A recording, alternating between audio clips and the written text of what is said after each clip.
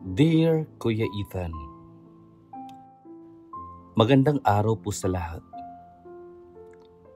Ako po si Nicole. Nagtapos po ako ng kursong BSIT sa CSU Carig noong taong 2007. Hindi na naka-attend si Arla noon sa graduation ko dahil nag-flight na siya papuntang Dubai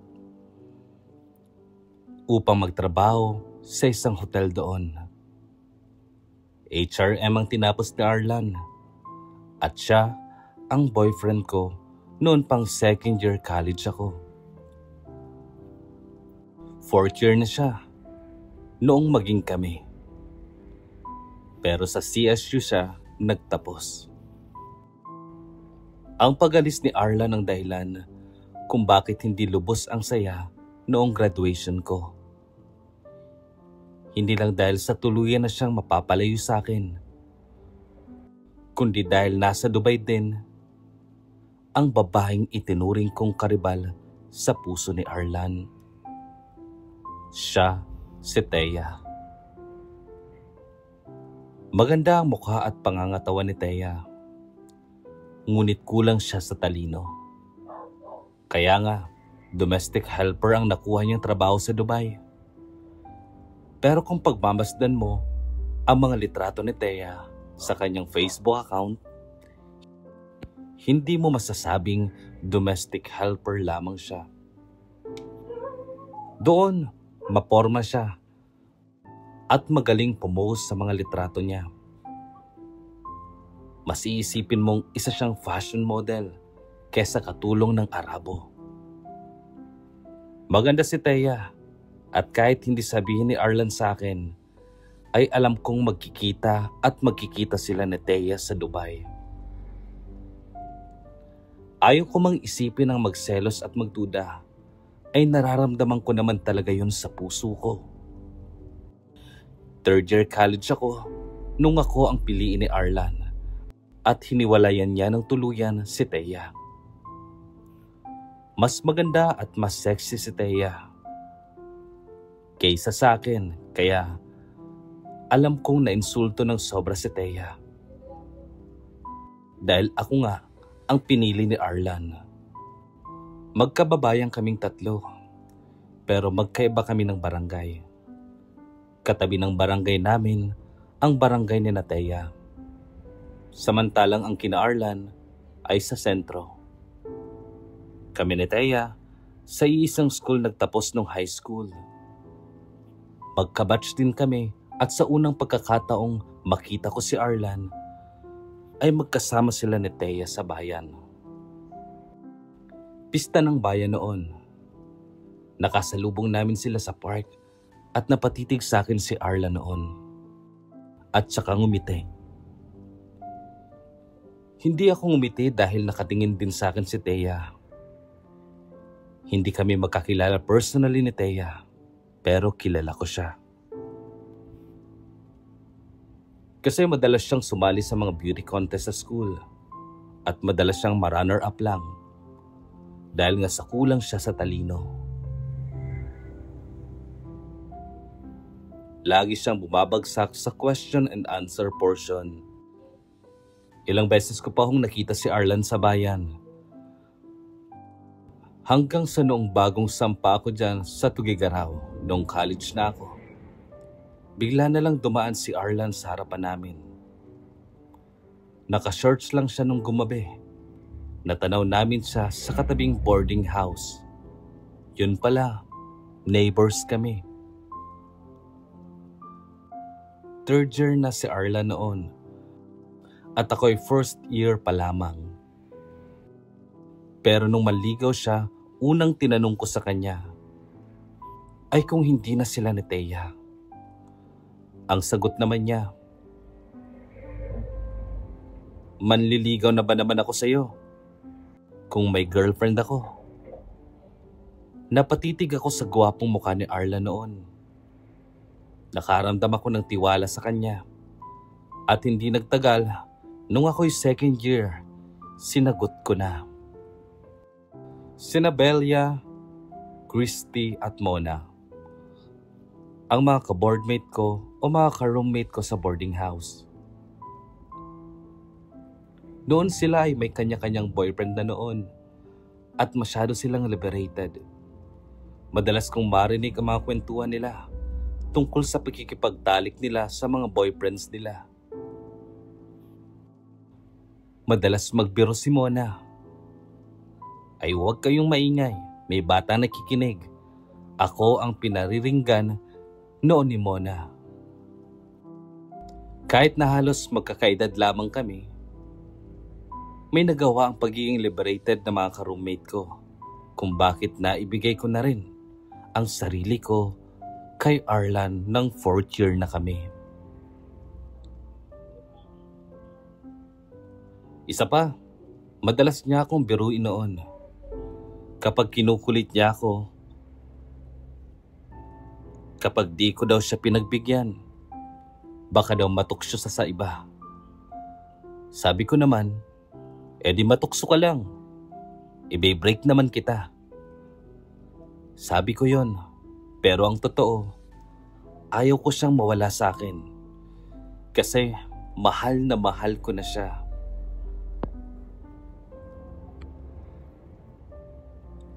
Kaso isang araw, kinumpronta ko siya. Kasi madalas siyang busy sa pagte-text. Tinanong ko kung sino ang ka-text niya. Barkada daw, yun ang sabi niya.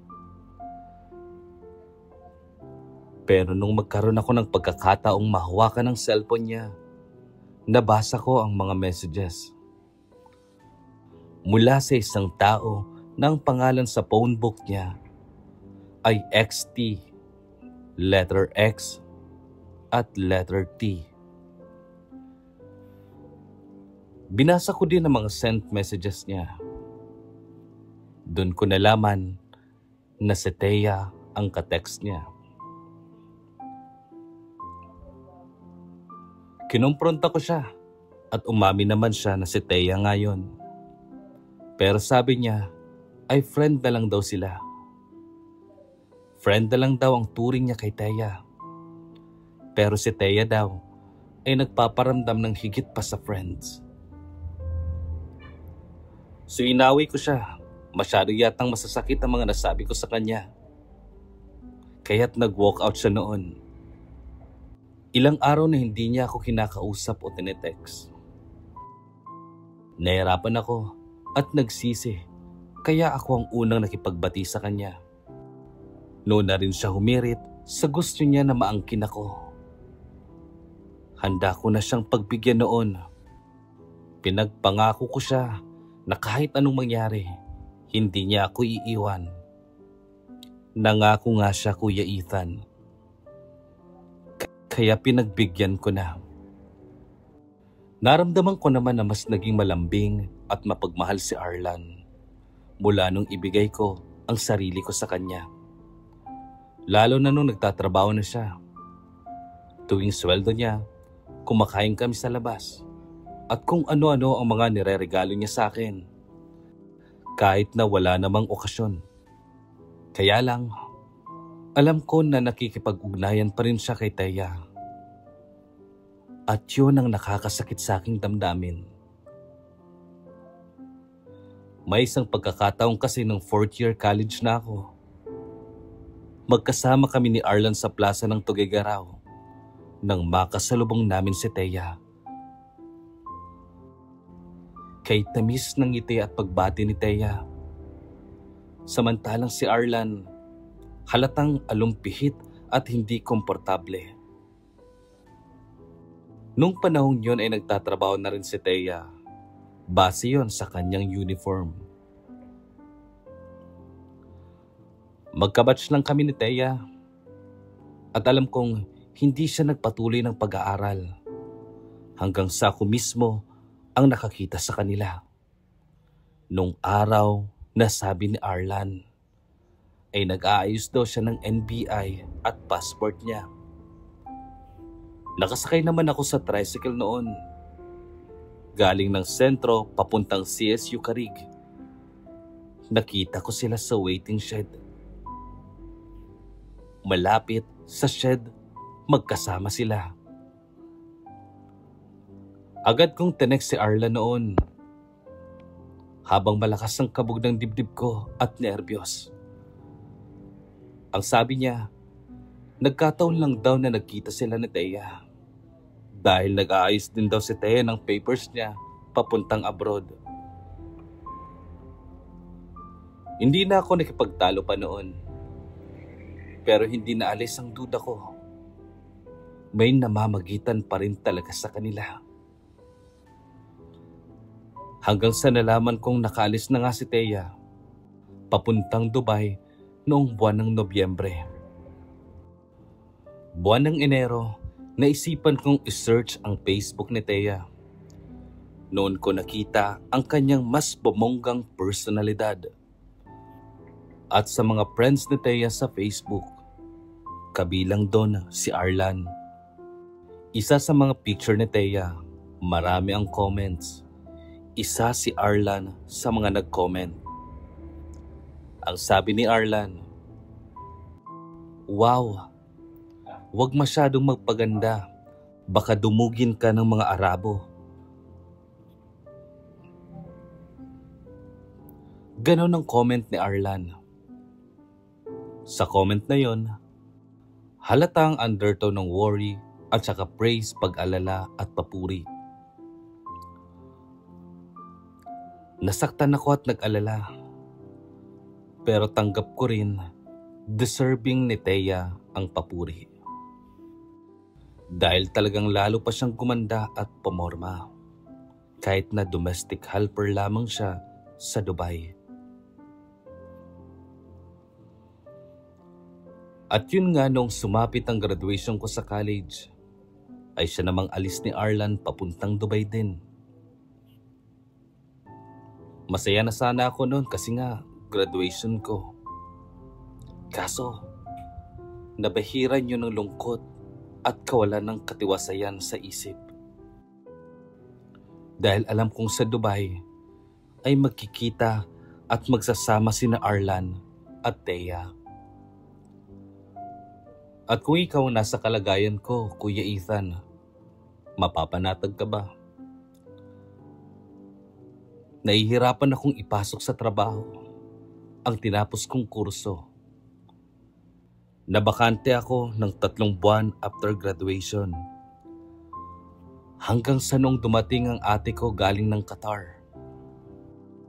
Naisipan niyang magbukas ng internet cafe na siyang ipinamahala niya sa akin. Iilan pa lang kasi ang internet cafe dito sa amin. At malapit pa kami sa high school. Kaya naman, naging maganda ang kita. Nung araw-araw na akong nakakapag-internet, ay lalo nang sumasama ang pakiramdam ko kapag nakikita ko ang mga Facebook ni na Arlan at Thea. Lalo na kapag binasa ko ang mga comments. At tanga na lang ako kung hindi pa ako magdududa na mayroong namamagitan sa kanilang dalawa. Madalas ko na ring machat si Arla noon.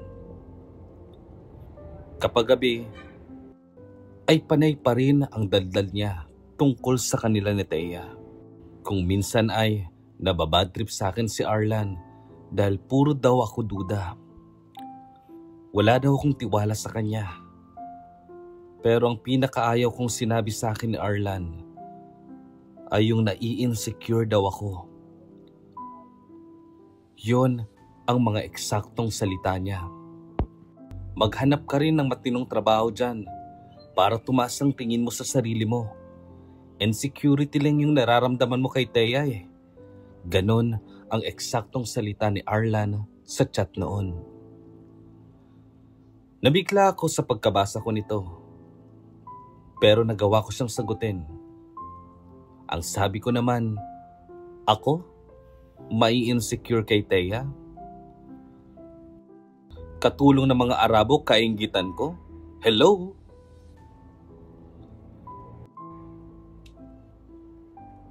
Naghintay ako ng reply ni Arlan sa message ko. Pero biglang nawala ang kulay green na indicator na ibig sabihin ay offline na siya. Natawa ako nung una dahil bigla siyang nag-offline. Pero kasunod ng tawa ay sakit sa damdamin ko. Pakiramdam ko na insulto mismo si Arlan dahil sa sinabi ko tungkol kay Thea. At bakit naman siya may insulto? Bakit siya masasaktan? Kasi nga 'di ba? Mahal niya sa Thea. Yun lang yun. At kalakip din ng damdaming yun ay ang pag-amin ko sa kalooban ko sa katotohanang insecure nga ba ako kay Thea? Ang sagot ko, oo. Aminado ako. Insecure nga ako.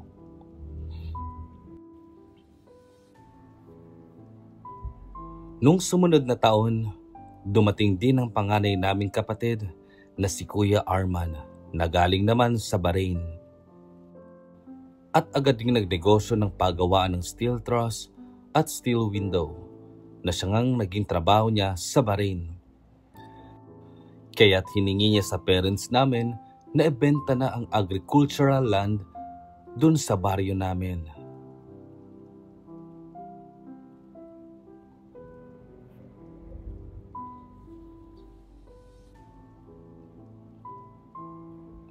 Nagkapera kami doon ng malaki dahil hinati sa 5 ang pinagbentahan ng mga lupain.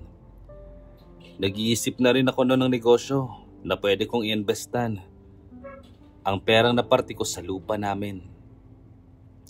Kaya lang, biglang dumating si Mona na dating kaibigan at ka-boardmate ko at nanghingi siya ng tulong pinansyal dahil malapit na raw siyang mag-flight papuntang Macau. Hindi ko naman siya tinanggihan. Lalo na't kilala ko ang ugali ni Mona. Kahit nung nag-aaral pa kami, ay madalas siyang nagkukulang sa allowance. At lagi-lagi ko siyang pinahihiram ng pera. Pero binabayaran din niya sa araw na ipinangako niya. Nakalis nga si Mona papuntang Macau. At makaraan lang ng kulang 1 buwan ay na-chat ko na rin siya. At okay na raw ang estado niya. Doon, nangako siyang magbabayad. Makaraan ng 1 pang buwan, ipapadala lang daw niya yung pera sa akin. Natuwa din ako sa mga litrato ni Mona sa kanyang Facebook. Parang biglang nagbago din ang personality niya. Nag-level up. Naisip ko tuloy noon, parang nakaka-improve yata ng personality ang mag-abroad. Ang laki kasi ng pinagbago ng itsura ni Mona. Dati, simpleng-simple siya. Pero nung nasa Macau na, naging fashionista na rin. Nung magka-boardmate kami ni Mona nung college, nakakalabas lamang siya ng bahay nang nakatsinelas lang. Pero sa mga pictures niya sa Facebook, nakaboots siya at iba't ibang boots pa.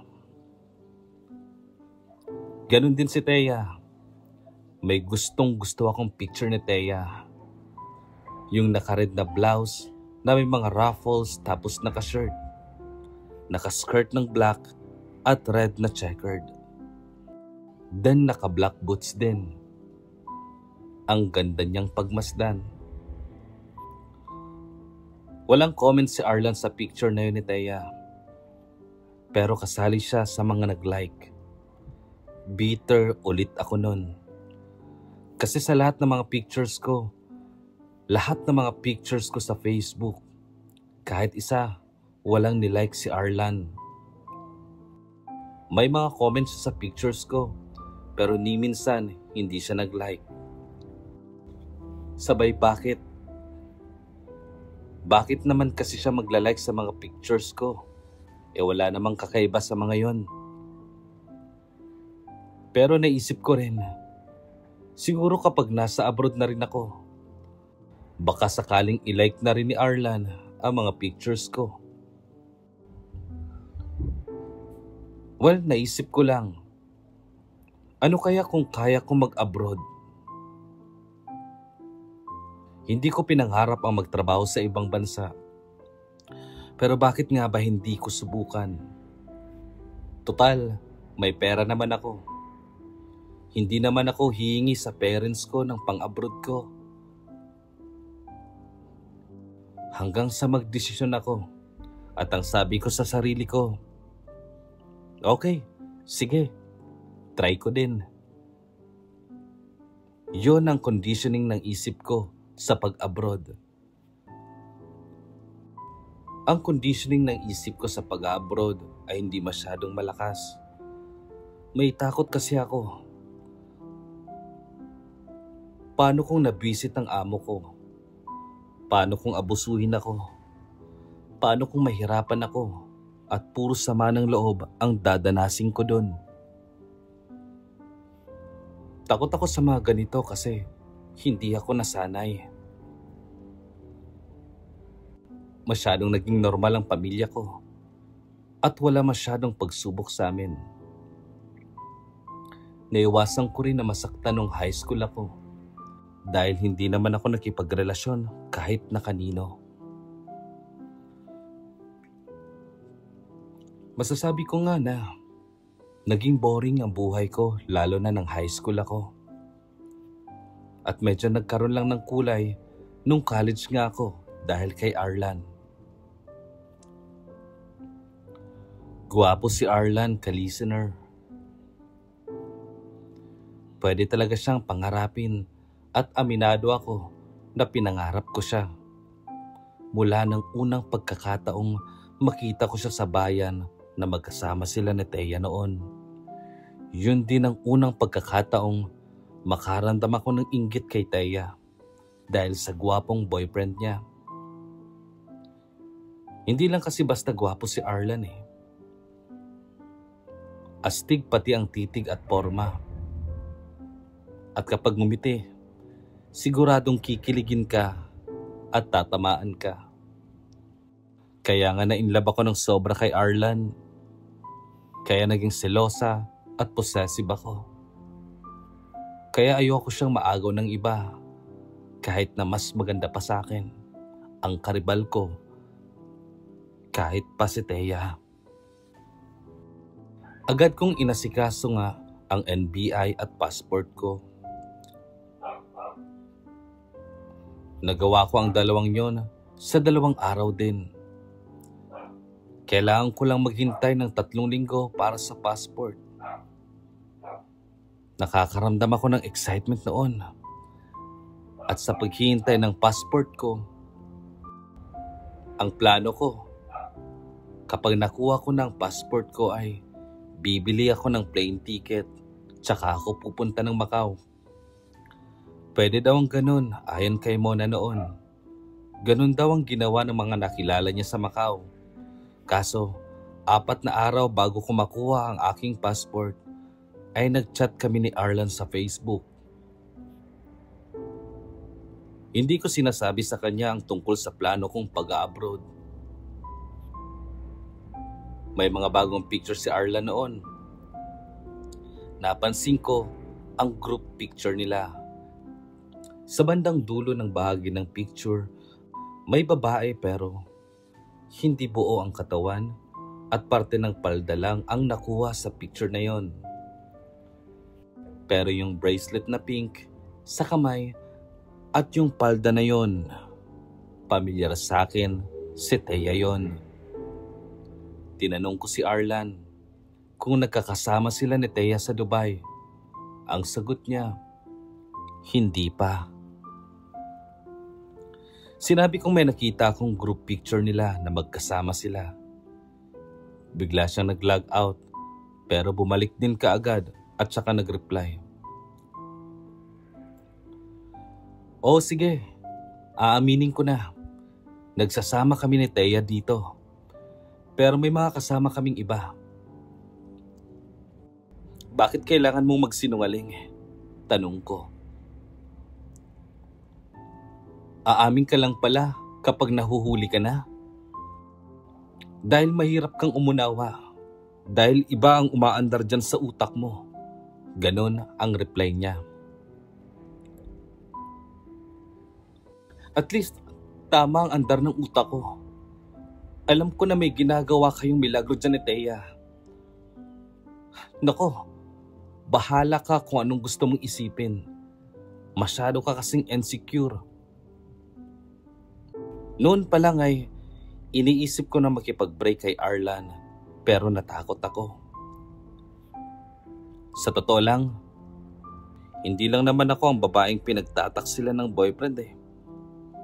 Kaya kong tanggapin na may iba ang boyfriend ko kahit masakit. Pero ang isipin na hindi na kami, yung wala na kami, yon ang hindi ko kaya. Naisip ko baka nga tama siya. Baka masyado lang akong insecure. Baka kailangan kong itaas din ang aking self-esteem. Kailangan ko ring patasin ang self-confidence ko. Nung makuha ko ang passport ko, ay nagpaalam na ako sa parents ko. Sinabi kong magbabakasyon lang ako sa Maynila, kasama ang mga kaibigan ko doon. Hindi nila alam na bumili na ako ng plane ticket papuntang Macau. Pero bago ang flight ko ay magandang usapan namin ni Mona na sasalubungin niya ako sa airport. Nakahanap na rin daw siya ng titirahan ko habang naghahanap ako ng trabaho. Hindi na raw kasi pwede sa tirahan nila kasi punong-puno na sila. First time kong sumakay ng eroplano nun. Kaya't malakas ang kabog ng dibdib ko. Pero nung nasa itaas na, nang tumanaw ako sa bintana at nakita ko ang mga bagay na napakaliit lamang kapag ikaw ay nasa taas. Doon ko palang naramdaman ang pagtaas ng self-esteem ko. May konti na yung pakiramdam na parang nakaangat na ako. Nagkaroon na ako ng self-confidence. Sa airport pa lang ng Macau ay nagpapalit na rin ako ng pera. Gaya ng usapan namin ni Mona ay magtataksi ako mula sa airport papuntang San Malu Park. At yun nga ang ginawa ko.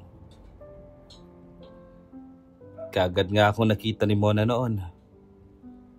Kamangha-mangha ang kanyang kasuotan. Ibang-iba na talaga ang aura ni Mona. Nag-level up na siya ng sobra-sobra. Kumain kami sa isang restaurant. Libre niya. Pagkatapos ay hinatid niya ako sa isang transient house kung saan ako tutuloy. 6 kami sa kwarto sa transient at puro Pilipina ang mga kasama ko. Lahat sila ay nagsisipaghanap pa rin ng trabaho. Si Marie ang naging mabait sa akin at kinabukasan isinama niya ako sa isang agency kung saan ay may natimbrahan siyang naghahanap ng mga trabahador. Minalas kami ni Marie nung araw na yon. Nasa mahigit 300 ang nag-apply. Ngunit 100 lamang ang pinabalik para sa final interview, kung saan 30 lamang ang makukuha. Unang araw pa lang noon ng job hunting ay nahirapan na ako. Matinding tiyaga at pagtitiis ang kailangan sa paghihintay ng pila. Sa totoo lang nakakarindi. Kinagabihan, sinundo ako ni Mona. Ipapasyal daw niya ako sa putol. Ang putol na tinatawag nila ay yung simbahan. Simbahang Katoliko na pangharap na dingding lang ang natira. Tourist attraction yun sa Macau, St. Paul Cathedral. Yun ang tawag doon nung buo pa. Maraming Pinoy nagja-jamming, nagiinuman. At doon ko nakilala ang iba pang mga bagong kaibigan. Kinabukasan ay naghanap ulit kami ni Marie ng trabaho. Naglibot kami sa mga hotels at casinos at mga agencies. May isang agency na naghahanap ng mga domestic helper. Hindi ko na yun pinatulan. Pero si Marie, pumila. Desperado na raw siyang makapagtrabaho dahil malapit na mag-expire ang kanyang tourist visa. Kaya inawanan ko siya sa agency. Naglakad-lakad akong mag-isa nang may isang lalaking bumunot ng isang bagay sa kanyang wallet. Nasa likod niya ako nun at nakita kong may nahulog ng pera mula sa wallet ng lalaki na hindi niya napansin. Pinulot ko ang pera at saka ko tinawag. "Hey mister, your money fell." Sigaw ko sa kanya kasi iniisip kong hindi siya Pinoy. Kasi matangkad siya. Pero paglingon niya ay nakita ko ang mukha niya. Moreno siya, singkit at cute. "Pera mo nahulog," sabi ko. Ngumiti siya at tunay nakita ko ang magaganda niyang ngipin. Kasabay ng pagliit lalo ng mga mata niya. Kaya lang napansin kong parang may luha sa mga mata niya na mabilis niyang pinunas at saka tinakpan ng ngiti. "Salamat ha," sagot niya. Nginitian ko siya. Pero hindi naalis ang pagtataka sa isipan ko kung bakit kaya siya lumuluha. Hindi ko naman tinanong kasi noon ko lamang siya nakilala at nakita. "Naghahanap ka rin ba ng trabaho?" Tanong niya. Tumango ako. "May pupunta na akong recruitment. Baka gusto mong sumama?" Tanong niya. "Oo ba? Yun naman ang hanap ko eh." "O sige, sasama kita." "Ako nga pala si Dario." Pakilala niya. Lumen. Tawagin mo na lamang akong Lumen." Sabi ko, "Lumen. Yun ang pangalan ko." Sabay abot ng palad niya. Pagkatapos nun, ay masaya kaming naglakad papunta sa sinasabi niyang agency. Napaka-presko ng amoy ng kolon ni Dario at hindi ko maipaliwanag kung bakit ganon kagad kagaan ang loob ko sa kanya. Pumila nga kami ni Dario sa agency pero kami ang pinakahuli bago nag-close ang listahan ng registration. Ibig sabihin nun ay napakahabang oras na naman ang hihintayin ko. Nakasimangot lahat ng nadatnan namin sa waiting area. Pero kami ni Dario ay nakangiti, masaya, at nagtabi kami sa upuan. Tsaka nagsimulang magkwentuhan pa. Nagulat ako nung sabihin ni Dario na taga Cagayan siya. "San sa Cagayan?" Mabilis kong tanong. "First District sa Kawayan." Sagot niya. "San yun?" "Bakit? Nakarating ka na ba sa Cagayan de Oro?" Noon ay natawa ako. Cagayan de Oro pala. Akala ko Cagayan Valley. Kasunod naman nun ang sunod-sunod na tanong ni Dario tungkol sa Cagayan. At sinikap ko namang masagot lahat. Walang tigil kami sa kwentuhan. Tanungan, tawanan ng mahina, hanggang sa noong makaramdam kami ng gutom.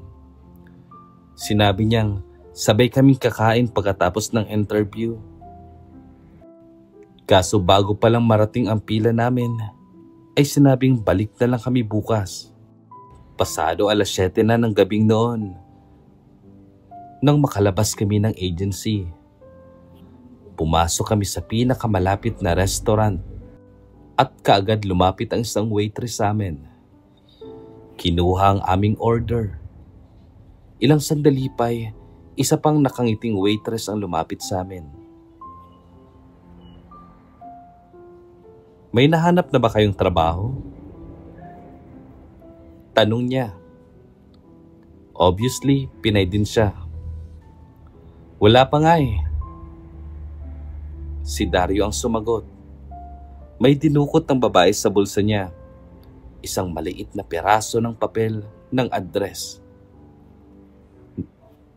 Yon ang nakasulat doon at sa likod ay mayroong signature. Makakatulong sa inyo yan, sabi niya. Tsaka umalis sa harapan namin. Inabot sa akin ni Dario ang papel.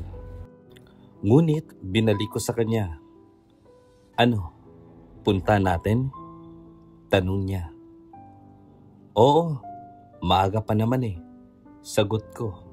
Dahil sa totoo lang, parang ayokong matapos yung araw na yon na maghihiwalay kami kaagad ni Dario. Yung tipong kahit saan niya ako isama, ay sasama ako. Okay, sige. Puntahan natin. Pagkain natin. Nakangiting sabi niya. Napakahirap alisin ang tingin sa mukha ni Dario kapag nakangiti siya. Hindi ko maintindihan ka-listener. Pero unang kita pa lang namin ay talagang namagnet na ako ng kagupuhan ni Dario. Pinuntahan nga namin ang address sa papel. Kabisado na ni Dario ang Macau dahil pangalawang balik na raw niya ito. Nung una daw talaga ay nagturist lamang siya. Pero pangalawa ay bumalik na siya. At ayon sa kanya, gusto niya na magtrabaho na. Para malibre daw kami ng pamasahe ay nagtungo kami sa pier. Sa pier ay may mga shuttle bus papunta sa mga hotel at casinos. Libre ang sakay. Ganun nga ang ginawa namin. Tapos bumaba kami sa Venetian Macau, kung saan malapit daw ang naturang address. Naglakad pa kami hanggang sa marating namin ang lugar. Nagtanong-tanong na lang kami sa mga tao hanggang sa nasa harap na kami ng nasabing building. May nakatambay na dalawang lalaki sa pinto, isang Chinese at isang Pinoy. Ipinakita namin ang maliit na papel sa kanila. Agad nagtanong ang Pinoy, "Ilang araw na kayo dito?" Sumagot si Dario. Ako, 3. Siya, 4. O sige, pasok. Sagot ng lalaking walang kangiti-ngiti. Pumasok nga kami. Pagpasok namin, ay pumasok ang lalaki sa isang kwarto. Paglabas niya, isang matandang babaeng Chinese ang kasama niya. Mukhang Chinese. Well, akala ko Chinese kasi singkit at nakaputi. Pero Tagalog pala. Nagpakilala siya. Siya daw si Mama Weng. Ilang minuto siyang nagsalita. Pagkatapos nun ay nagtanong siya. O ano, papasok kayo o hindi? Nagtinginan kami ni Dario. Ano, gusto mo? Tanong niya. Ikaw, gusto mo? Tanong ko naman. Oo, gusto ko, sagot niya. Sige, di gusto ko na rin, sagot ko noon. At tumayo na si Mama Weng. Sinanyasan niya ang lalaki. Sumunod kami sa lalaki. Malawak ang bahay.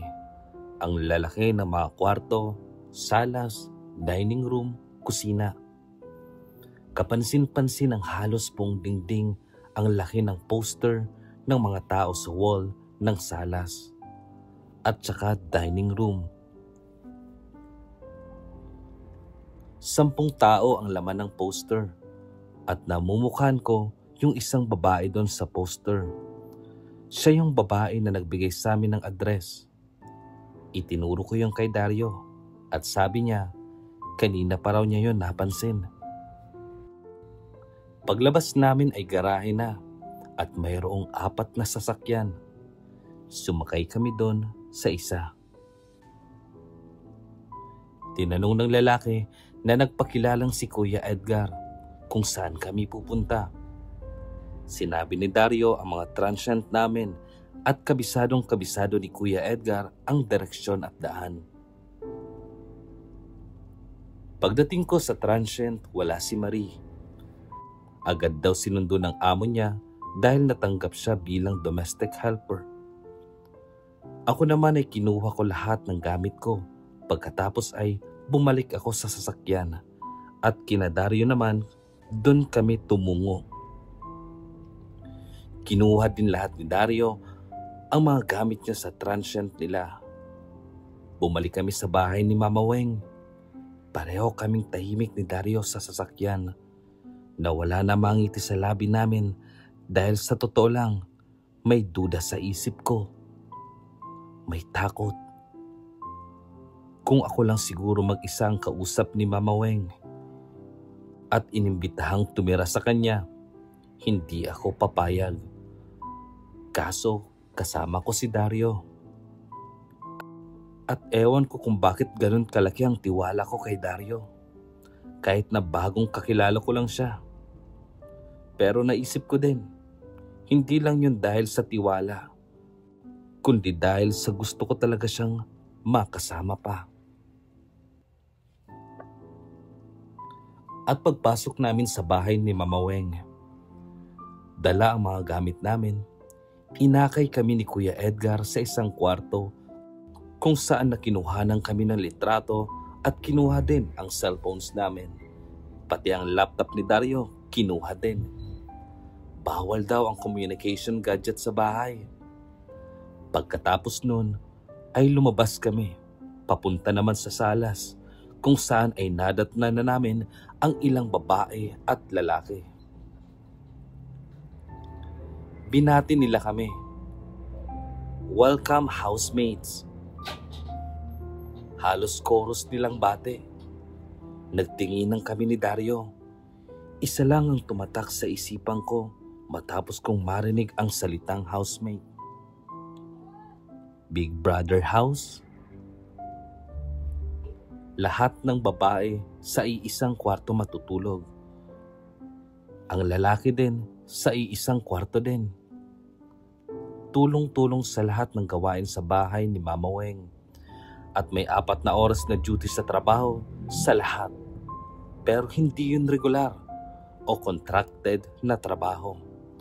Parang OJT lang, kapalit ng pagtira sa bahay ni Mama Weng. Nung dumating kami sa bahay ni Mama Weng, ay 19 pa lang kami. 20 daw dapat sabi ni Mama Weng, kulang pa ng isang babae. Nung bago kami matulog, ay pumasok ang isang matandang babae na naka-makeup at tinawag ako. 5 in the morning duty ka sa Emperor Palace. Don't be late, sabi niya sa akin. Napawaw ang mga kasama kong babae. Sa kanila ko rin nalaman na ang Emperor Palace pala, hotel and casino, ay pagmamay-ari ni Jackie Chan. Sinikap kong matulog noon. Bawal na kasing lumabas ng kwarto kapag alas 9 na ng gabi, liban sa mga magjo-duty. Naisip ko si Arlan.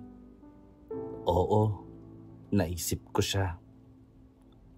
For the first time, mula nang nasa Macau na ako, noon lang siya sumingit sa isipan ko. Naisip ko siya kasi alam kong sa hotel din siya nagtatrabaho sa Dubai. At ako naman ay magtatrabaho na rin sa hotel. Wala nga lang bayad. Kinaumagahan alas 4 pa lang ay gumising na ako at nagluto ng almusal. Nadatnang ko ang isang lalaking housemate din na nagluluto rin. Tulungan mo na lang ako. Magluto na lang tayo ng breakfast para sa lahat, sabi niya.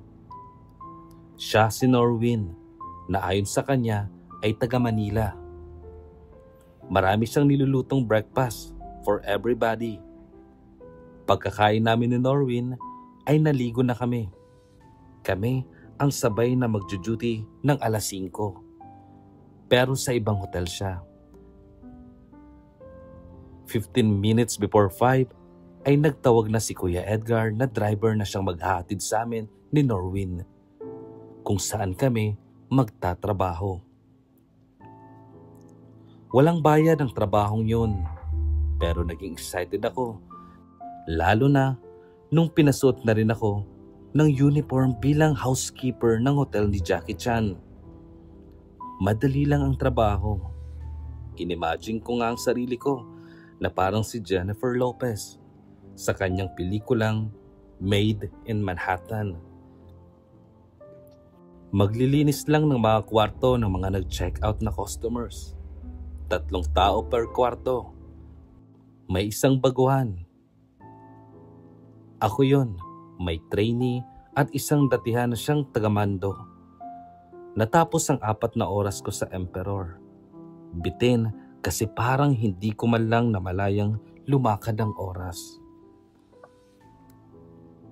Pagkatapos ng duty, gaya ng rule, ay pwedeng maghanap ng trabaho pagkatapos ng duty.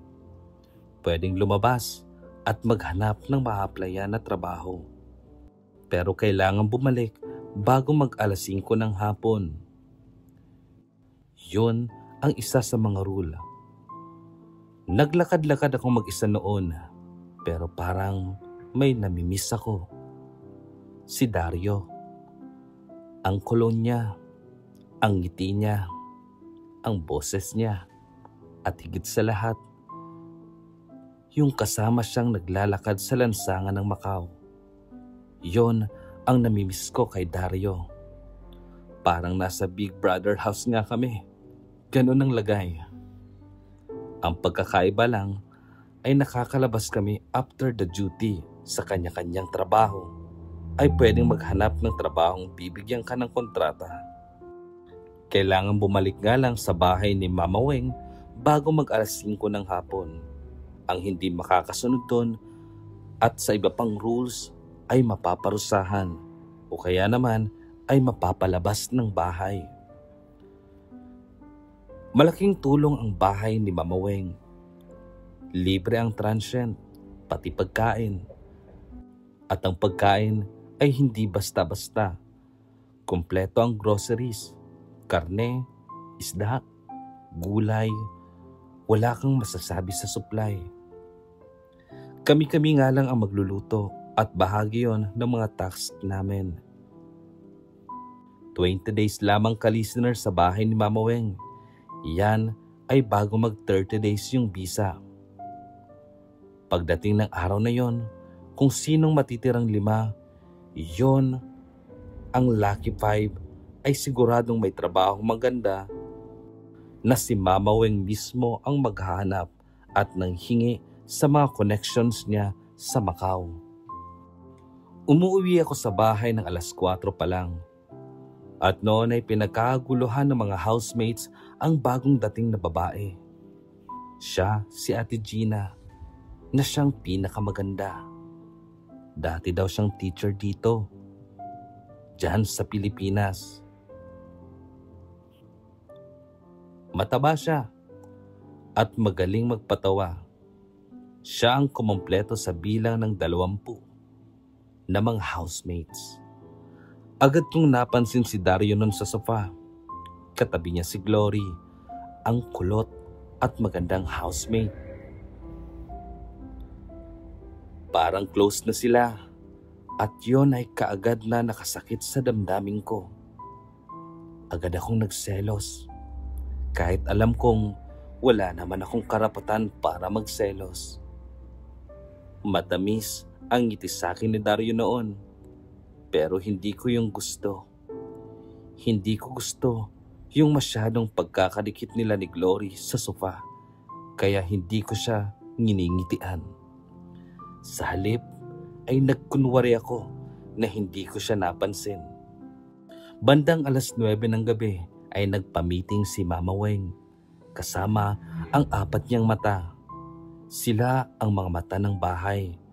Kasama doon si Kuya Edgar na driver, si Chin Lee na isang Chinese na siyang hardinera, si Aling Rosel ang matandang tagabigay ng mensahe at si Mang Dolph na siyang katiwala sa buong bahay.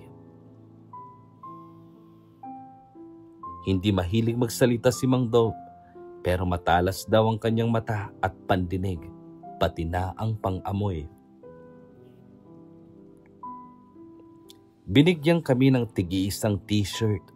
Kulay orange ito at may tatak ng pangalan namin sa harap at sa likod at isusuot daw namin iyon ng 3 araw. Kapag nasa bahay kami, bawal hubarin, not unless maliligo kami. Noon nga nalaman ko ang mga pangalan ng mga kasama ko at na-memorize ko.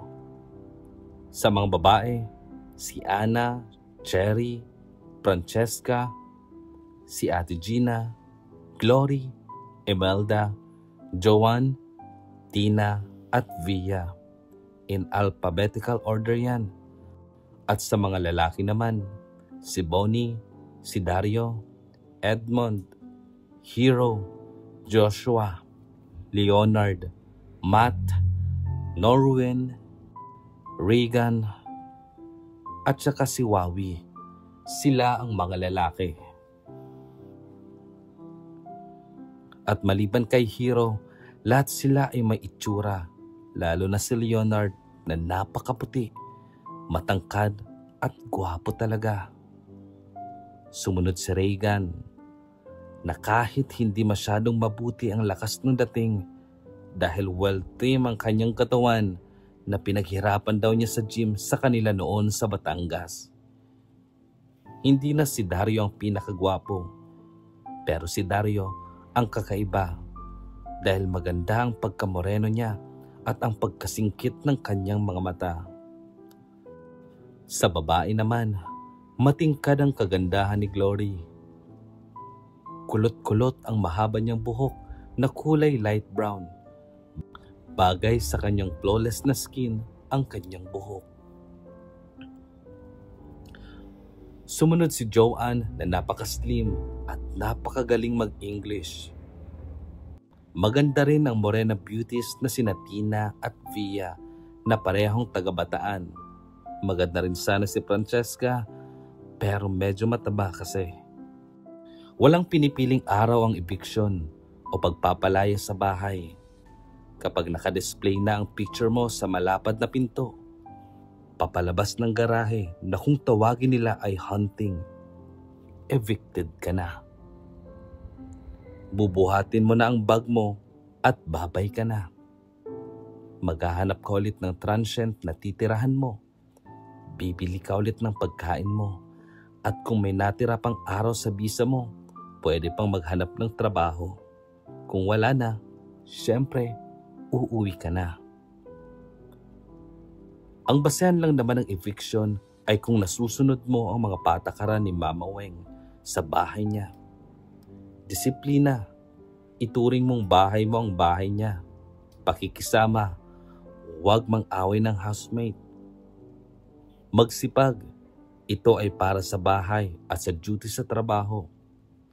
Oras, walang nililate sa pagpasok sa duty at pag-uwi ng bahay. Confidentiality. Huwag ipagsasabi sa iba ang tungkol sa bahay ni Mama Weng o kahit na tungkol sa kanya. O kahit na ano tungkol sa kanya. Ang karagdagang rule ang medyo nakakaloka. Pwede kang ma-inlove o makipagrelasyon sa ibang housemates. Pero bawal ang physical contact. Walang kiss, walang yakap, pati holding hands, bawal. Basta walang physical contact. Walang hidden camera sa bahay, pero may 4 na mata si Mama Weng. Sina Mang Dolph, Kuya Edgar, Chinley at si Aling Rosel. Sila ang mga makakakita at makakarinig ng mga ginagawa namin sa bahay na siyang magiging basihan na gagawing eviction. Tuwing 4:00 ng madaling araw, yun daw ang oras na naglalagay si Mang Dolph ng picture sa likod ng pintuan papuntang garahe. Picture ng palalayasin sa bahay.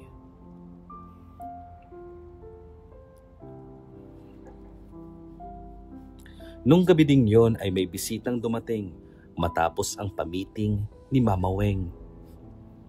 Siya si Kuya Kiko na siyang kauna-unahang nakatanggap ng pinakamagandang trabaho mula kay Mama Weng nung nakaraang taon.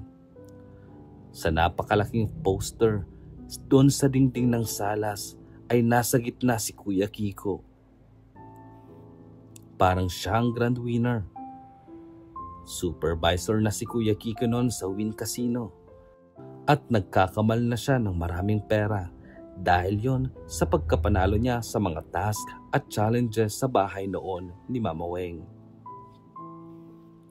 Nagsalita din si Kuya Kiko noon at sinabi niyang magpakabait lang kami, maging malinis sa bahay at katawan, maging masipag, matutong magtimpe o magkontrol sa sarili.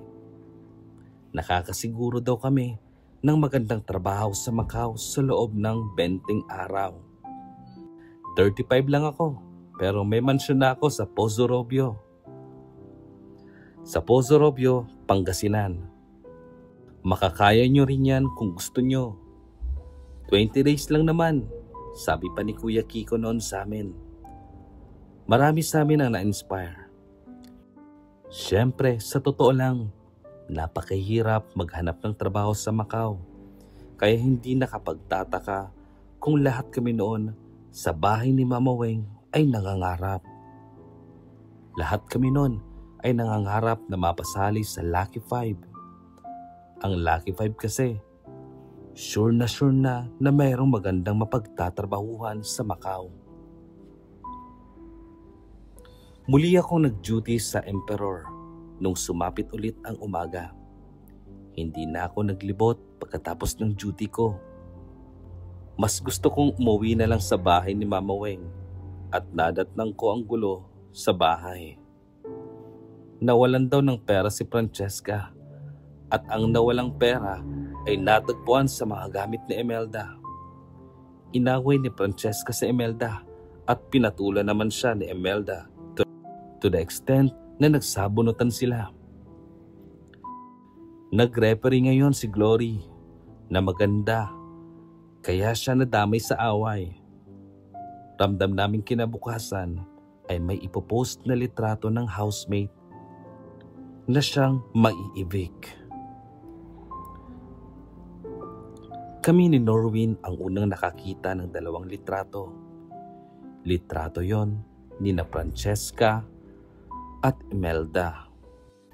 Pagbalik ko ng bahay matapos ng duty ko sa Emperor ay wala na sina Francesca at Imelda sa bahay. Maraming tanong noon. Bakit si Francesca ay natanggal? Siya na nga ang ninakawan, matatanggal pa siya. Noon ay napapansin ko naman ang titigan ni Glory at Dario. Kahit titigan lang nila ay nasasaktan ako. Pero nagulat ako nang may magsalita sa likuran ko. Boyfriend mo si Dario? Paglingon ko'y nakita ko ang gwapong si Leonard. Hindi. Mabilis kong sagot. Kinikita mo ako? O kinikita mo ako, Lumin? Napapansin ko na lagi kang nakatitig sa kanya. Kung hindi mo siya boyfriend, I think gusto mo siya. Hindi. Nagkakamali ka sa observation mo, Leonard. Sabi ko na lang. Pero hindi ko kayang salubungin ang titig niya sa mga mata ko. Kung hindi mo gusto si Dario, edi siguro baka pwede ako manligaw. May boyfriend ako, Leonard. Nasa Dubai. Mabilis kong sagot. Pero yon ay pinagsisihan ko rin matapos kong maisip na may iba naman si Arlan. Si Thea, nasa Dubai naman pala. Sobrang layo ng Dubai dito, sagot ni Leonard. At bakit mo kasi ako liligawan? Bakit hindi si Gloria ang ligawan mo? Bagay kayo, sabi ko naman. Hindi kami bagay kasi ayaw ko ng babaeng maputi. Gusto ko yung ganyan lang. Yung gaya sa'yo, katamtaman. Just perfect and I really like you, Lumen. Lalo na kapag nakasimangot ka, lalo kang gumaganda. Nakatingin ako nun kina Glory at Dario, doon sa may salas, at parang ang saya ng kwentuhan nila. Okay, Leonard, anong balak mo? Tanong ko. Ligawan ka. Sige, manligaw ka talaga. You mean, gusto mo rin ako? Narinig kong tanong niya noon. At naisipan ko na lang sumakay na lang kahit ang sabi ko, sa itsura mong yan, Leonard, sa tingin mo ba may babae na hindi magkakagusto sa'yo talaga? Sagot ko, sabay lapit ng kamay niya sa kamay ko, pero inilayo ko ang kamay ko at tumayo ako. Bakit mo ako hinawakan? Di ba bawal ang physical contact? Tanong ko. Oo nga pala. Buti na lang nasabi mo. Munti ka na tayong mapahamak. Nakangiting sabi niya habang nakaupo pa rin sa mga upuan sa dining room. Pero ako'y nakatayo na. Paglingon ko sa salas, nakatingin sa akin si Dario. Walang ekspresyon sa mukha niya. Iniwas ko ang tingin ko sa kanya. Tumitindi na kasi noon ang selos ko sa kanilang dalawa ni Glory. Kinaumagahan ay maaga ulit akong nagising at inaasahan kong si Norwin ang magigisingan kong nagluluto ng almusal sa kusina. Pero nagkamali ako. Si Dario ang nakita kong nagpiprito ng pork chop. Good morning, bati niya sa akin. Pero hindi ko siya sinagot. Na-conscious ako bigla sa gusot-gusot kong buhok, kaya bumalik ako sa kwarto namin at nag-shower na lang ako. Pagbalik ko ng kusina after kong mag-PS, nandun pa rin si Dario. Hindi mo ako tinulungan sa pagluluto, baka maibig ka. Nakangiting biro niya. Kain ka na, dugtong niya. Si Norwin may sakit, hindi makaka-duty, kaya ako muna ang nagluto. Hindi ako sumagot. Nagtimpla ako ng kape kasi yun ang paborito kong partner ng pork chop. May kasalanan ba ako, Lumen? Narinig kong biglang tanong niya. Hindi ko siya pinansin. Nagmadali akong kumain nang makita ko si Kuya Edgar sa salas. Siya kasi ang maghahatid sa akin sa Emperor. Hanggang 1:00 ang duty ko sa Venetian. Baka gusto mong mamasyal mamaya, 1 p.m. Narinig kong sabi ni Dario. Ewan ko, bahala na, sagot ko naman. Pero nakangiti siyang nakatitig sa akin. Hintayin kita sa putol, 1:30, sabi niya. Nag-duty nga ako noon at lumabas din ako ng salas. Mag-aalas 9, pero nakasabay ko si Angela na regular na housekeeper sa Emperor.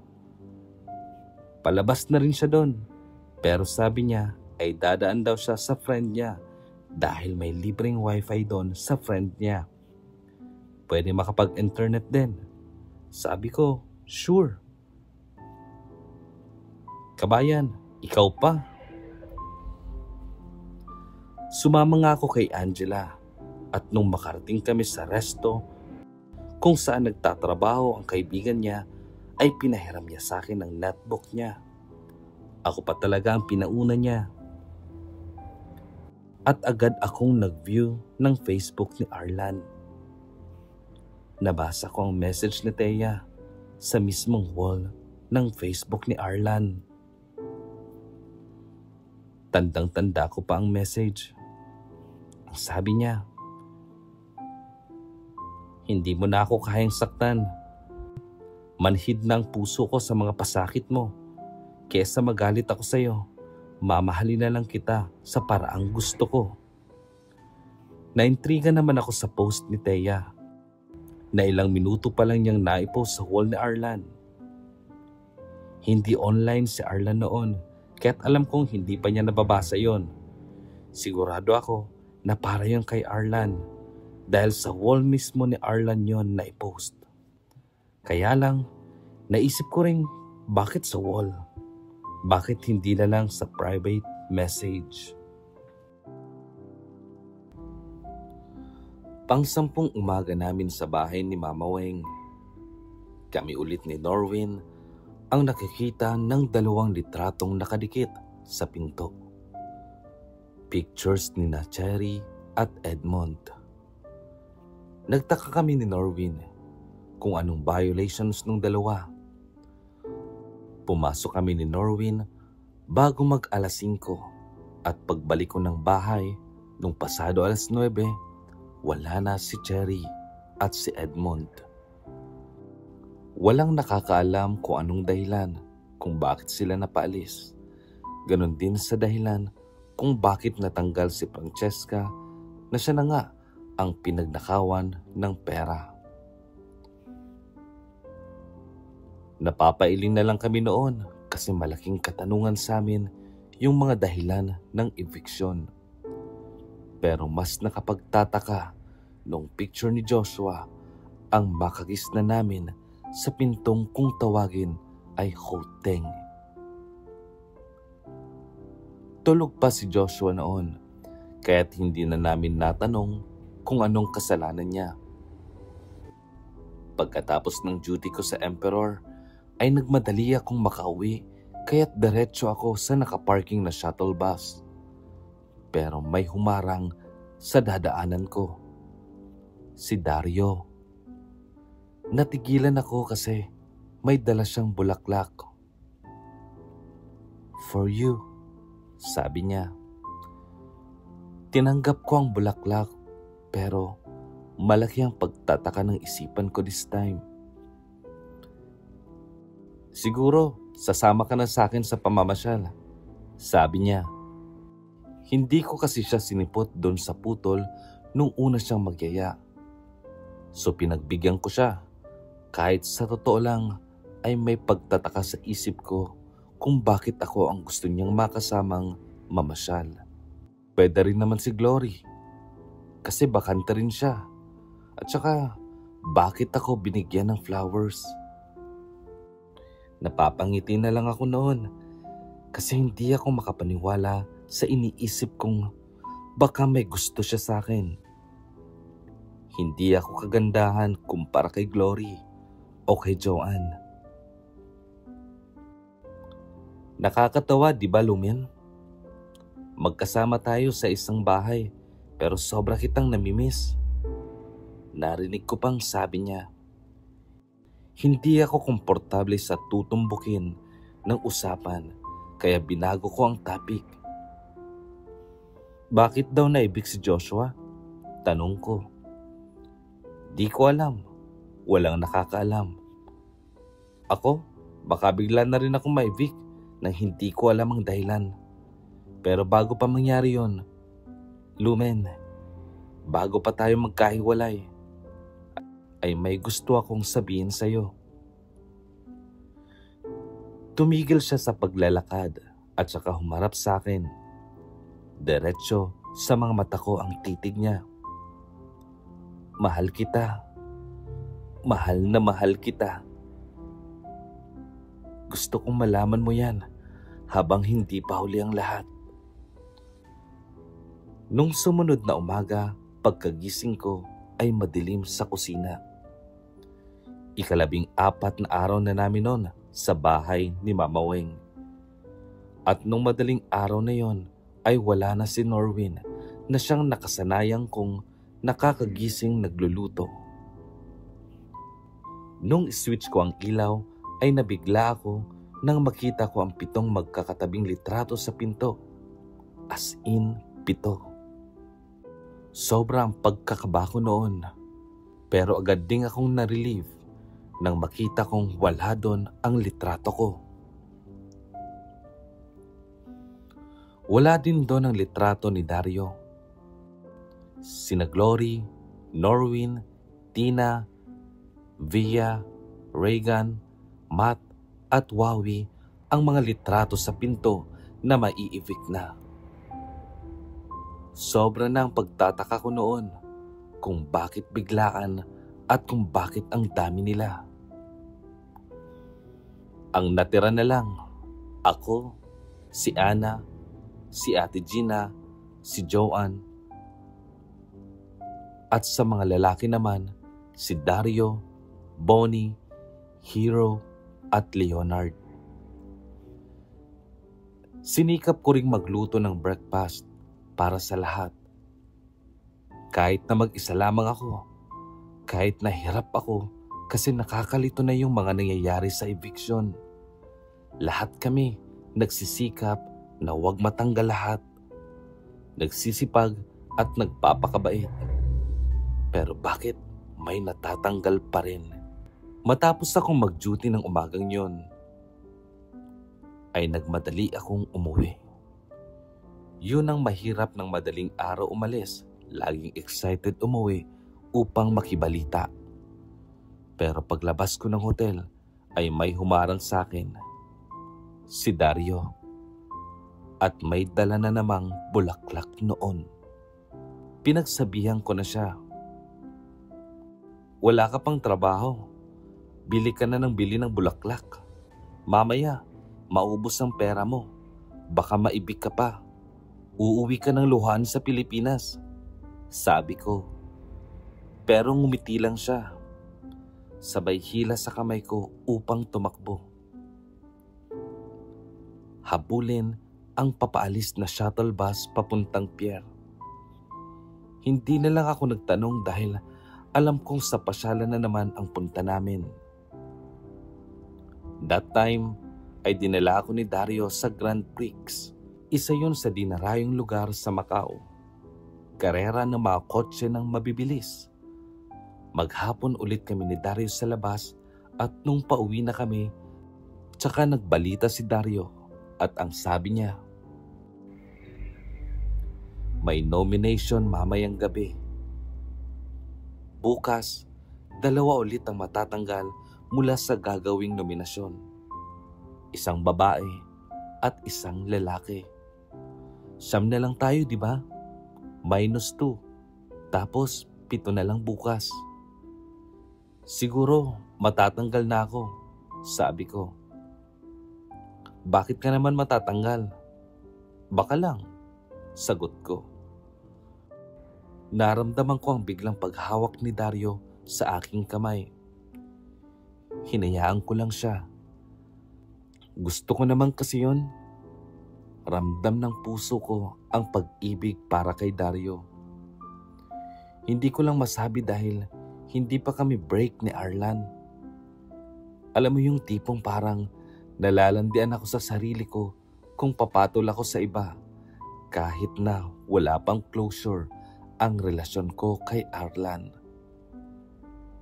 Basta, kahit anong mangyari, Lumen, tandaan mo, ikaw ang bumuhay ulit sa puso ko. Kinabukasan ka, listener, ako ulit ang kauna-unahang gumising. Madilim sa kusina. Pero nag-post ako sandali bago ko binukas ang ilaw. Si Leonard ang sinulat ko sa papel. Si Leonard ang isinulat ko sa papel noong nominasyon ng gabi. Sa babae naman, si Ana. Ang rason ko, feeling ko madali siyang makahanap ng trabaho sa labas. Ganon din si Ana. Sipag lang naman talagang kailangan nila. Hindi nila kailangan ng swerte. Huminga pa ako ng malalim bago ko pindutin ang switch ng ilaw. Kapag kasi nagliwanag, makikita ko na kung kaninong picture ang nasa pinto. Sandali pa akong napangiti nung maalala ko ang ibig sabihin ng hoting. Naitanong ko sa isang Chinese na katrabaho ko sa Emperor. Likod pala ang ibig sabihin. Puwet. Noon ay pinindot ko ang ilaw pero hindi ako direktang tumitig sa litrato. Sa mga litrato na nakadikit sa hoting. Pero sa sulok ng mga mata, Naaninag ko ang isang babae at isang lalaki ang nasa picture. Okay, sabi ko sa sarili ko, sabay lingon ng diretso sa mga litrato. At yon ang kauna-unahang pagkakataon na lumuha ako ng umaga. Oo, napaluha ako. Dahil litrato ko ang isa doon. Ibig sabihin, ako ang isa sa dalawang may pinakamaraming nominasyon na puntos kagabi. Si Hero ang kasama ko. Impake na! Narinig ko ang boses ni Mang Dolph mula sa kabilang kwarto na noon ay humakbang palapit sa akin. 15 minutes, Lumin. Bilisan mo at huwag kang mag-iingay. Wala kang kakausapin kahit sino maliban sa aming 5 staff. Hindi ka na dapat mag-shower o maligo. Bilin niya. Sinunod ko na lang siya. Binilisan ko ang pag-impake ng gamit ko. Nung bitbit ko na ang trolley bag, ay napatitig ako sa pinto ng kwarto ng mga lalaki. Umasa pa talaga akong makikita ko si Dario. Pero yon ay hindi nangyari dahil ang sumunod kong nakita ay si Kuya Edgar na driver. Sumakay ako sa kotse pero alam kong hindi na yun papuntang Emperor. Goodbye, Dario. Bulong ko na lang sa sarili ko, kasabay ng pag-agos ng luha sa mga mata ko. Hindi lang naman kasi ang paghihiwalay namin ni Dario ang nakakalungkot, kundi ang katotohanang wala akong napala sa pagpunta ko sa Macau. Uuwi ako ng luhaan. Mabuti na lang at hindi alam ng parents ko na nag-abroad ako. Si Mona lang ang nakakaalam at pwede ko naman siyang sabihan na wag siyang sasabihin kahit kanino na nag-abroad ako. Pero hindi ako nakahanap ng trabaho. Sabi ko, okay lang. Tatanggapin ko na lang. Hindi sinasagot ni Kuya Edgar ang mga tanong ko habang nasa biyahe kami. Bawal daw siyang magsalita, pero isa lang nasabi niya. Huwag daw akong mag-alala. Pumasok kami sa border ng China. Tinatakan ulit ang passport ko. Then, nagbiyahe kami sa Guangdong. At makaraan ng kulang 1 oras ay pumasok ang kotse sa isang napakalaking gate. Binitbit ni Kuya Edgar ang trolley bag. Bumukas ang pinto ng malaki at magarang Chinese house. Malakas ang kabog ng dibdib ko at parang hindi ko maihakbang ang mga paa ko. Pero nakaramdam ako ng relief nang makita ko kung sino ang babaeng nakangiting nagbukas ng pinto. Si Imelda. Siya yung housemate na napagbintangang nagnakaw ng pera ni Francesca. Patakbo akong lumapit sa kanya, pero gaya ni Kuya Edgar ay ayaw ding magsalita ni Imelda. Inakay niya ako sa kusina kung saan may nakahanda ng pagkain. Sabay kami nag-almusal, pero ayaw niyang sumagot ng kahit na anong tanong. Nung matapos akong kumain, ay inakay ulit niya ako sa isang kwarto kung saan nakabukas na si Mama Weng.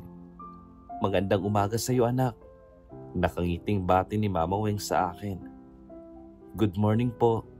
Sagot ko naman. Sa ibabaw ng mesa niya ay nakita ko ang cellphone ko. Umupo ka at simulan mo nang magtanong ng mga bagay na alam kong kanina mo pa gustong malaman. Ako lang ang makakasagot sa lahat ng tanong mo. Sabi niya. Noon ka, listener, ay magaan na ang pakiramdam ko. Wala nang takot. Alam kong mabait si Mama Weng at wala akong dapat ikatakot sa bahay ni Mama Weng. Sa Guangdong na ako nagbihis. Pagkatapos ay sumakay ulit kami sa kotse na minamaneho ni Kuya Edgar. Pero kasama namin si Imelda. Binigyan ako ni Mama Weng ng 1,200 patakas at ang suot kong damit, sapatos at bag ay bigay din ni Mama Weng. Mamahaling bestida yon na kulay black, pure black. Noon ay kagad naman akong kinuhanan ng litrato ni Kuya Edgar. Pinag-post niya ako sa harap ng bahay ni Mama Weng. Bumalik kami sa Macau para mag-enjoy, mag-relax, mamasyal. Yun daw ang unang reward ng mga naibik. Nalaman ko din mula kay Mama Weng na sa lahat ng naibik ay sina Francesca, Edmond at Cherry lang ang talagang natanggal na walang napala. Yung may 7 natanggal, yung grupo ni Glory at Norwin, kaya sila naibik ay dahil may mga trabaho na sila. Naging successful sila sa paghahanap. At ako, may trabaho na rin naghihintay sa akin doon. Doon mismo sa pinagtriningan ko sa Emperor Palace. Pero pina-finalize pa ni Mama Weng ang mga documents ko noon, kaya relax-relax lang daw muna kami. Si Imelda ang sekretary ni Mama Weng sa mga negosyo niya sa Guangdong. Yung pagkawala kunwari ng pera ni Francesca, planted pala. Ang kumuha ng pera talaga niya na naglipat sa gamit ni Imelda ay si Mang Dolph. Kaya lang masyadong naging masakit ang mga salita ni Francesca noon. Kaya siyang natanggal. Noon ko na nakilalang mabuti si Mama Weng. 2 taon na raw siyang tumutulong sa mga Pinoy na naghahanap ng trabaho sa Macau. Sa ganong paraan na parang big brother. Wala daw kasi silang anak ng asawa niyang si Ensik. May depression daw si Mama Weng. May karamdaman daw si Mama Weng sa kanyang matres. Kaya para makatulong sa mga kababayan niyang itinuturing niyang anak, ay ganon ang ginagawa niya. Tinatanggal niya ang mga masasamang ugali at tinitira ang mga dapat matulungan. Mas maraming nag-nominate kay Hero kesa sa akin. Si Mang Dolph ang naghatid sa kanya sa bahay nila sa Macau. Ang asawa ni Mama Weng ang bahala kay Hero. Ipapasok daw siyang security guard. Naging bahagi ng kwentuhan namin ni Imelda sa kotse noon si Dario. Nung nasa biyahe kami papuntang Macau. Base yon sa kwento ni Mama Weng. Ang bagay na yung ka-listener ay kinalungkot ko. May girlfriend daw si Dario sa Macau. At ang babaeng yon ang dahilan kung bakit bumalik si Dario ng Macau. Ikaw lang yata hindi na-interview eh. Yung iba, laging pinatatawag ni Mama. Ganito ang comment ni Imelda nung mapansin niyang wala akong kaalam-alam sa mga pangyayari sa bahay. Kaya alam namin ang tungkol sa bawat housemate, pati sa mga pampersonal nilang buhay. Alam mo, buti hindi ka kumagat doon sa panliligaw ni Leonard. Kung kumagat ka noon, baka noon ka pa natanggal. Kwento pa sa akin ni Imelda. Bakit? Tanong ko. Tumawa naman si Kuya Edgar. Pamangkin ni Mama Weng yung si Leonard? Panggulo lang yun sa bahay, sagot niya. Pero girl, tama ba ang observation nila na ikaw daw ay in love kay Dario? Ito ang sumunod na tanong ni Imelda na hindi ko nasagot kaagad. Huy, in love ka ba kay Dario? Itinanong ulit sa akin ni Imelda yon. Sagot ko naman, sana. Kaso, may girlfriend naman pala siya dito. Malungkot kong sagot kasabay ng galit ko kay Dario. Hindi kasi naikwento sa akin ni Dario ang tungkol doon sa girlfriend niyang siya palang reason kung bakit siya bumalik ng Macau. Madaya siya, sabi ko pa. Pero nakangiti pa rin si Imelda. Bagay na ipinagtaka ko kung bakit. Yun pala nung makarating kami sa San Malo Park sa Macau ay naghihintay na sa amin si Dario. At nang makita niya ang kotse ng sinasakyan namin ay kaagad sumilay ang matamis ng ngiti na labi niya. Tinapik ni Imelda ang likod ko. Tsaka niya sinabing, "Enjoy your day, girl. You deserve this." Pagbaba ko ng kotse at paghakbang ko palapit kay Dario, ay may napansin akong kumislap na flash ng kamera. Paglingon ko, nakita ko si Kuya Edgar na may hawak ulit ng kanyang DSLR camera. Naramdaman ko ang paghawak ni Dario sa kamay ko. Tapos, umakbay siya sa akin. Ikinaway ko naman ang kamay ko sa bewang niya at pumose kami sa harap ni Kuya Edgar. Pagkatapos nun, ay iniwan nila kami.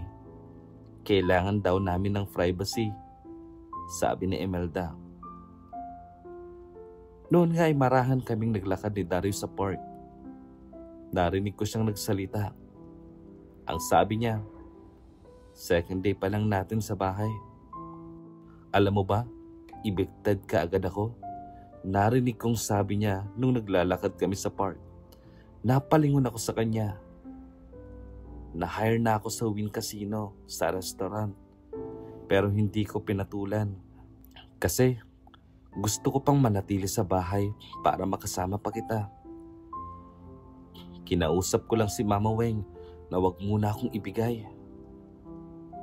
Bakit mo ginawa yon?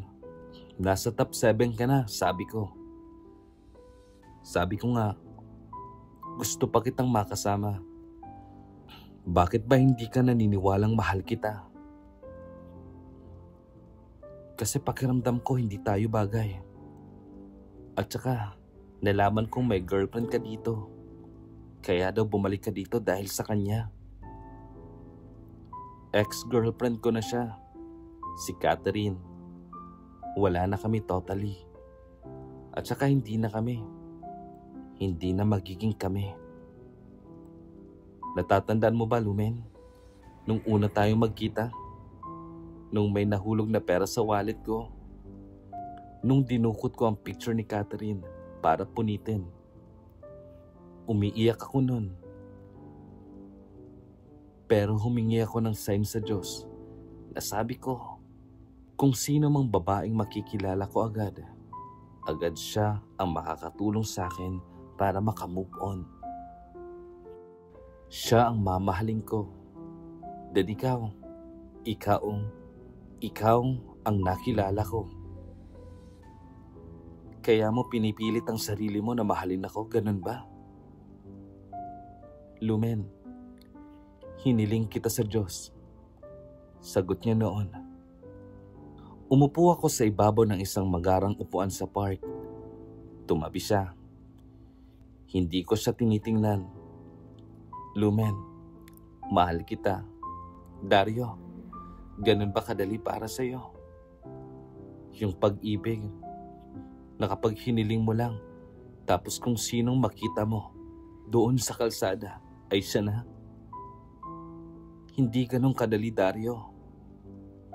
Ang pag-ibig, sa tingin ko humihiling ng habang buhay. Alam mo yon? Yun ang sabi ko. Kaya lang, bigla siyang sumabat sa akin. At ang sabi niya, hindi ako marunong sumuko, Lumen. Nakarating ako dito sa Macau kahit alam kong hindi sigurado ang buhay. Pati sa pag-ibig ko sa'yo, makikipagsapalaran ako at naniniwala ako. Magtatagumpay ako. October 28, 2011, nung tanggapin ko ang pag-ibig ni Dario. Nasa putol kami noon. Marami kami mga bagong kaibigan, katrabaho, ka-boardmates, at mga dating kasama sa bahay ni Mama Weng. Naging success sila sa pagsagot ko kay Dario. Naging friends na sila ni Catherine, ang kanyang ex na nagtatrabaho sa flower shop sa Red Market. Doon pala kumukuha ng bulaklak si Dario, yung mga flowers na ibinibigay niya sa akin. Doon niya kinukuha. Sinagot ko lang si Dario nung i-add ako ni Thea sa Facebook. At nagkaroon kami ng communication. At siya mismo ang umamin sa akin, may relasyon pa rin sila ni Arlan. Sabi pa ni Thea, hindi raw maganda ang takbo ng relasyon nila kasi nga ako daw ang mahal ni Arlan at may promise daw si Arlan sa akin. Nag-message din ako kay Arlan.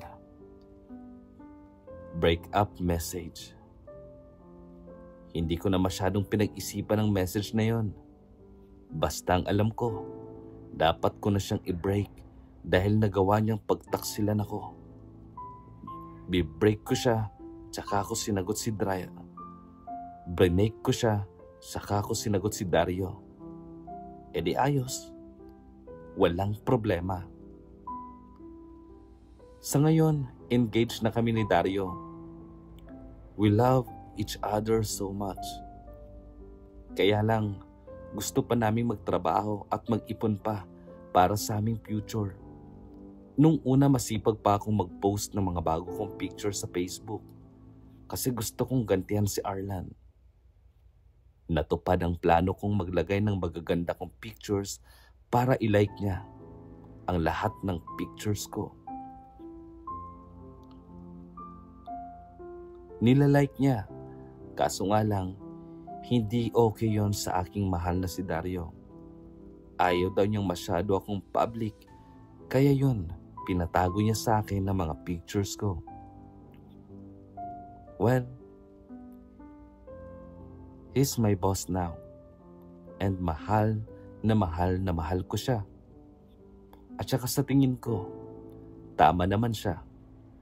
May blessing din si Dario sa pag-share ng aking story. Kaya nga lang siya mismo ang nakialam sa aking Facebook para itago daw ang mga dapat itago. Happy po kami ni Dario at kontento ako sa buhay ko dito sa Macau. March 2013 pa ako uuwi, pero babalik din ako because I really love it here. May pamilya din kasi ako dito kung saan sinamamaweng ang aming mahal na ina. Hanggang dito na lang po, Kuya Ethan. At maraming salamat sa pagbasa sa aking mahabang kwento ng buhay at pag-ibig. Lubos na gumagalang at nagpapasalamat. Nicole.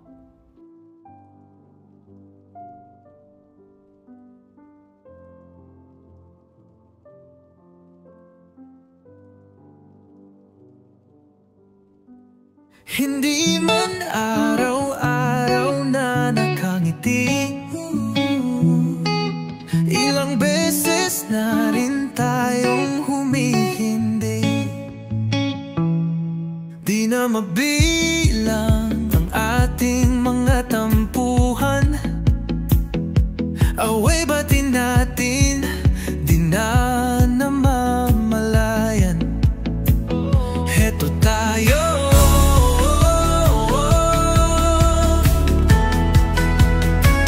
ngunit sa huli palagi babalik pa rin sa yakap mo. Hanggang sa huli palagi pipiliin ko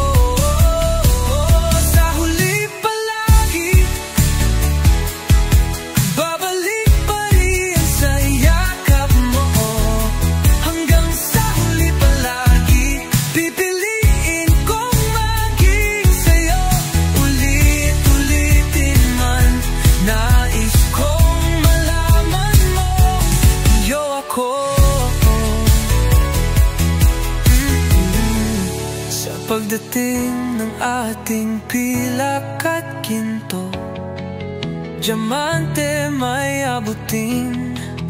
Ikaw pa rin aking bituin, natatangi kong dalangin hanggang sa huling siglo.